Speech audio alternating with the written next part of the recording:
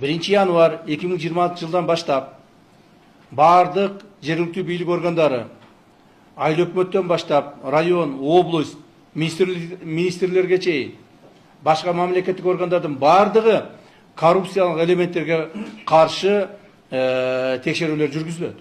Улуттук коопсуздук мамлекеттик комитетинин кызматкерлери 1 январь 2026 жылдан баштап ар бир айыл өкмөттө ушул жумушту тездетесиңер. Ушул боюнча чараларды колдоносуңар.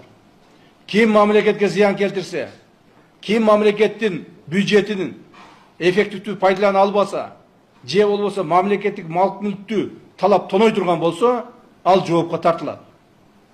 Кечээки урматтуу президентибиздин курултайда сүйлөгөн сөзүн уктуңар, Уктуңарбы? Эмне деп айтты? Камаласыңар деди. Ким туура эмес иштесе камаласыңар деди. Ошондуктан дагы бир жолу жарыя иретинде бүт мамлекеттик органдарды иштеген кызматкерлерге айтып коёюн. Бул бир эле тармак эмес, бардык тармакка тиешелүү.